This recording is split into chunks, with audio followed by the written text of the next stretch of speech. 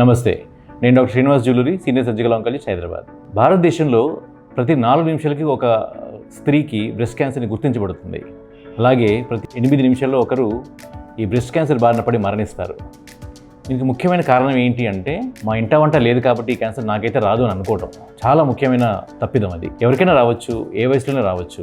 చాలా కామన్గా వచ్చేది మాత్రం 4వ దశకంలో. ప్రపంచంలో ఉన్న బ్రెస్ట్ క్యాన్సర్కి మన ఇండియాలో ఉన్న బ్రెస్ట్ క్యాన్సర్కి చాలా తేడాలు ఉన్నాయి. ప్రపంచంలో అందరికీ 5వ దశకంలో 55-60 వయసులో వస్తూ ఉంటే మన ఇండియాలో మాత్రం 40-45 వయసులో వస్తుంది. అందుకే 1 డెకేడ్ ముందు, అంటే 10 సంవత్సరాల ముందుగానే ఇండియన్ ఆడవాళ్ళలో బ్రెస్ట్ క్యాన్సర్ వచ్చే అవకాశం చాలా జాస్తిగా ఉంది.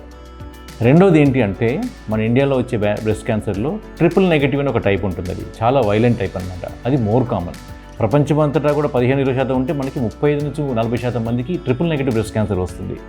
దీని ముఖ్య ఉద్దేశం ఏంటి అంటే, రిజల్ట్స్ ఆర్ బ్యాడ్ అనమాట. ట్రిపుల్ నెగటివ్ బ్రెస్ట్ క్యాన్సర్ని ప్రాపర్గా వైద్యం చేసుకోకపోతే క్యూర్ అయ్యే ఛాన్సెస్ తగ్గుతాయి.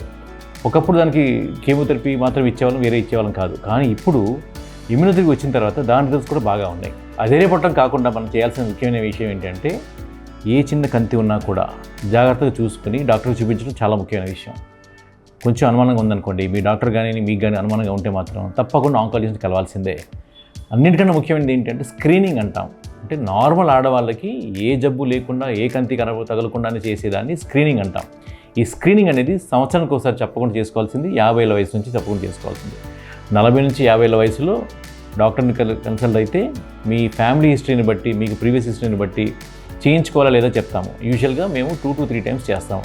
ఇది 40-50 ఏళ్ళ వయసులో. 50 ఏళ్ళు దాటిన తర్వాత మాత్రం ఏడాది కోసం తప్పకుండా చేసుకోవాల్సి ఉంటుంది. ఇది గుర్తుపెట్టుకోండి. తేడా ఏంటి అంటే, అమెరికాలో 80% మంది స్టేజ్ 1, స్టేజ్ 2లో బయటపడతారు. సో వాళ్ళ క్యూర్ రేట్స్ 90% కంటే అబవ్. ఇండియాలోకి వచ్చేసరికి హార్డ్లీ 30-40% కమింగ్ స్టేజ్ 1 and 2. అంటే 30-40% మంది మాత్రమే స్టేజ్ 1, 2లో వస్తున్నారు. అందుకే వాళ్ళలో 90-95% మంది 5 ఏళ్ల పాటు బ్రతికుంటే, మన ఇండియాలో మాత్రం 5 ఏళ్ల పాటు మనకి జబ్బు రాకుండా చూసుకోగలిగే ఛాన్స్ ఏంటంటే 60-70% వరకు మాత్రమే. ఈ నెంబర్ని పెంచాలి అంటే, ఈ నెంబర్ను ఆ దగ్గర తీసుకెళ్ళాలి అంటే ముందుగా గుర్తుపట్టాలి. ఎర్లీ డిటెక్షన్ అంటాం దాన్ని. అందుకే మ్యామోగ్రామ్ అనేది తప్పకుండా చేయించుకోవాల్సి ఉంటుంది.